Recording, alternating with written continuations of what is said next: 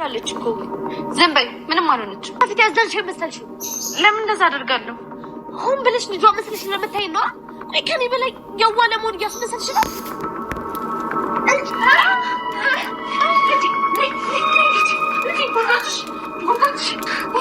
ይሄ ሰውነት ባይሆን አሁን እኔም እንደዛ እያሰብኩ የባለፈው ውሸት ከሆነ ይሄም እንደዛው ነው እና ቆይ ልትወስዳት እሷን ለማዳን የትም ወስዳ ካልዳነች እኮ የእስከዛሬው ድካማችን ሁሉ በዜሮ ነው የሚባል እና ያልቀና ስንቴ ነው የምነግርሽ እስኪ ሳላዛም ቆይ ታውቂያለሽ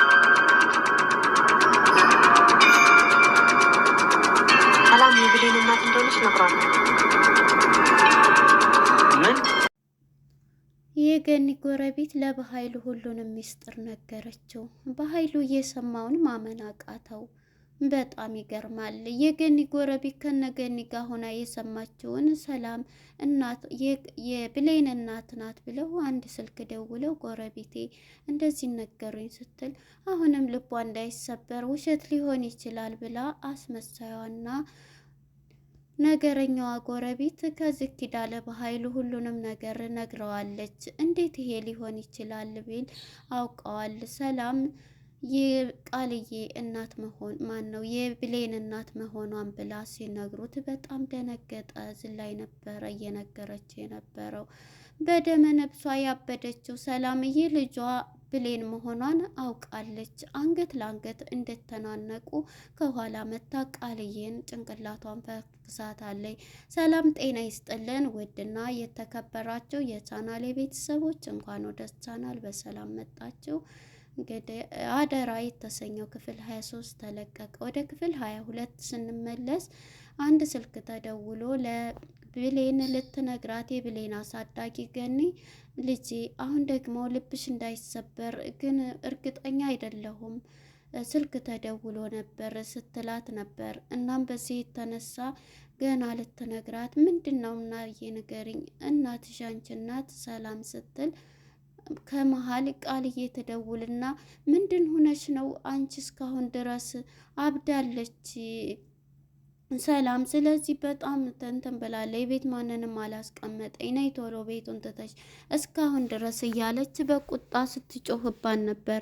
እናም ብሌን እንግዲህ ይሄንን ስትሰማ ከና እንደ እናቷ የምታያት እየሮጠች ይሄዳለሁኝ ስትል አይ ብቻሽንማ መሄድ የለብሽም አብረን ነው የምንሄደው ምን አገኛት ሰላም ማለት እኮ ለኔም ባለውለታዬና በጣም ጥሩ ሰው ነች እያለች ገኒም አብራታ ያይዘው ከብሌን ጋራ ስትሄድ ቃልዬ ደግሞ እሳት ለብሳ እሳት ጎርሳ ከበር ትጠብቃታለች እንዳሰሪ። እናም አንቺ እንዴት ጠገብሽ ሰራተኛ መሆንሽን አትርሺ እንዴት ነው እንደዚህ የምትዩ እያለች በጣም ስጮህባት ለራስሽ ብዬ ነው ደግሞ የብሌን እናት አንድ ድቃላ ይዛ ብትመጣ ተማንም ስትንዘላዘል ስለማታቂ ነው ብዙ ስትል ይሄን በምትላት ጊዜ በጣም ገኒ ትናደድና ስነ ስርዓት ያዥ ብላ ልትመታት ትላለች።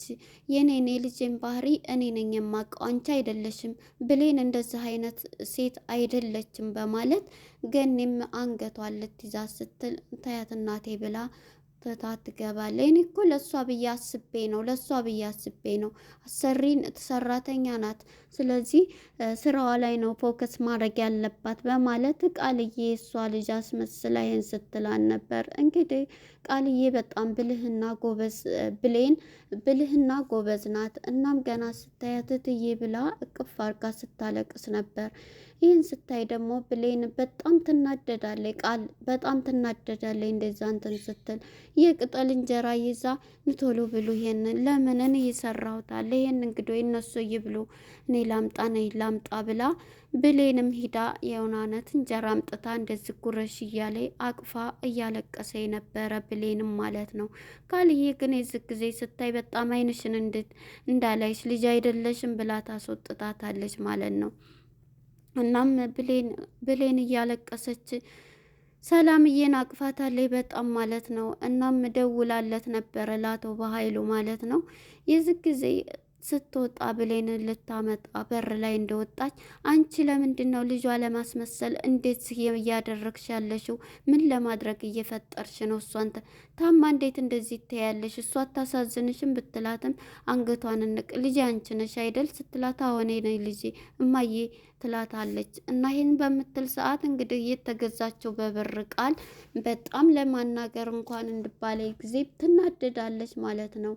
እናም ለበኃይሉም ደውላለታለች። በጣም አብዳለች እና ራሷን ትታለች ብላ ነበረ የነገረችው።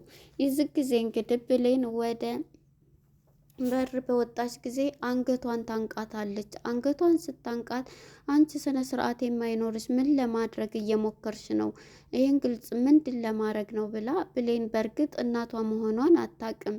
ነገር ግን እሷ ስለታመመችና የምታደርገው ነገር ስለምታሳዝናት ሁሉን ነገር ለሷ ነው እንትን ያለችው። እናም አንገቷን ስታለቅስ እንግዲህ ሰላም በጣም በጭንቀት ትገኛለች። ያስተኝታት ነበር የሄደው። የዚህ ጊዜ ገዳይ ያለባት መንፈሷ በጣም የአልማዝ ገዳይ ነሽ፣ አሁን ደግሞ ገዳይ ነሽ እያለ በአእምሯ ውስጥ የሚመጣበት ሰው ገደልኩ ብላ ህሊናዋ እረፍት ያጣው ሰላምዬ የዚህ ጊዜ በጣም ከእንቅልፏ ትነቃለች። አሁንም ተኛች ብላ እንትን ስትላት እናም አንገት ለአንገት እንዳያዘቻት ብሌንን ይሄንን ስታስታውስ ነበረ። በባለፈ ጊዜ ከኋላዋ ስትመታት ነበረ ሰላምን ማለት ነው። ቃል ያንን አንስታ ልጄን አንገቷን አንቃት እንደነበረ ትሰማለች። አንቺ ምን አባሽ ምን ለማድረግ እየፈለግሽ ነው? እኔ ነኝ ልጇ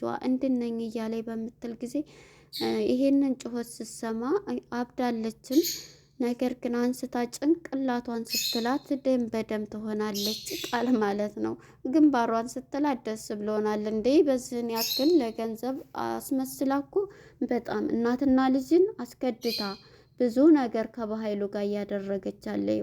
እናም አንቺ ልጅ አይደለሽም ብላ ይህን ስታንቃት ከኋላ መታ ጭንቅላቷን ስትላት በደም ትወርቃለች። የዚህ ጊዜ እሷም እቅፍ አድርጋ ልጄ ነይ ቶሎ ብላ ብሌንን እቅፍ ታደርጋለች። ብታብድም ህሌናዋ በቃ ደመ ነብሷ ልጇ እንደሆነች ነግሯታል ማለት ነው። እናም በዚህ የተነሳ ደሟን ይዛ ሆስፒታል ሄዳ ታከማ መታለች ማለት ነው። እሷም ይሄንን ይዛ እንግዲህ አቶ በኃይሉ ይመጣል። አንቺ ምን ሆነች ነው ምንድን ነው ሲላት፣ እንዴ መታይ ነው እሷ እንደዚህ እንትን ስትል አብዳለች እኮ እንዴት መታች? ዝም ብላ መታይ ነው ትላለች። እናም በኃይሉም የዚህ ጊዜ በቃ አሁን እንዴት ናት? በጣም አብዳለች። በቃ አሁን የጓደኛ ስጥረት የሚያደርጋለና እሱ ጋር ይያ ትሄዳለሁኝ ይላል። ብሌን ደግሞ እንዴ ከሆስፒታል ጸበል ይሻላል ከሱ ስትላት፣ አንቺ ታውቂያለሽ ውሪ ዝም በይ፣ እኔ ጓደኛ የተባለ ባለሙያ ነው መድኃኒት ይሰጣታል፣ እሱ ጋር ይዘናት እንሄዳለን ይላታል። ብሌንን ማን ነው ብሌንን። እሷም ግን የሚሻል መስሎኝ ነው ስትለው፣ አይ ጸበል አይደለም አለ ስትላት፣ እሺ በማለት በቃ የሱን ሀሳብ ትቀበላለች ማለት ነው። ይህንን ሀሳብ ተቀብላ እንግዲህ ይዟት ይሄዳል ማለት ነው። የዚህ ጊዜ መጀመሪያ ለቃል ግን ምንድነው ያላት? ማዳን አለብን፣ እሷ ከሞተች እኮ ይሄ የምንፈልገው ንብረት ሁሉ የእሷ ስም ነው። የእሷ ተሆነ ደግሞ ላንቺ ልጅነቱንም እንትን ሳይ ላንቺ ማይገባ። ስለዚህ እሷ በህይወት እያለች ነው ሁሉንም ነገር መቀማትና መውረስ ያለብን፣ ያምሻል እያለ ለቃልዬ ይነግራታል። ቃልዬ ምሽ እያለች ነበርና ይዟት ሂዷል። ይዟት ሂዶም እንግዲህ እዛው ጥሏት ነው የመጣው። ብሌን ግን በጣም እየተጨነቀኝ ነው፣ ስለ እሷ እያሰበኝ ነው። በቃ ግን እኮ በጣም ታሳዝናለች። እዛው ግን ብቻዋን እያለ ምን ትሆናለች? እዛ ጓደኛዬ በጣም እንትን ነው ባለሙያ ነው ያድናታል እያለ ነበርና እንግዲህ እሷን እያየች ነበር። የዚህ ጊዜ ብቻ የሁኝም ሆነች ነው ሲላት፣ እንዴ ሰላም እንደዚህ እንትን ብላይ ነው ደህና ነኝ ትላለች። አስመሳዩ ቃል ዳጊ ማለት ነው። ዳጊም ነይ ቶሎ እዚህ እንኳን ብቻዬን ሁኝ አላሳዝንም እናቴ ታማ እናቴ ሲል እሱ የሚደነግጥና ከእሱ ክላስ ይዟት ይሄዳል። እሷ ግን በሌላ ነገር ተንኮል አስበው ነውና ዳግዬ እያለች አይዞሽ ቃልዬ እያላት እንዳቅፋት ትፈልጋለች። በቃ ልትስመው ራሱ ትፈልጋለች። በጣም ወደ ሌላ ትገባለች። እሱ ግን በቃ እንደዛ ሆኖ ስላያት ነው እንደዚህ።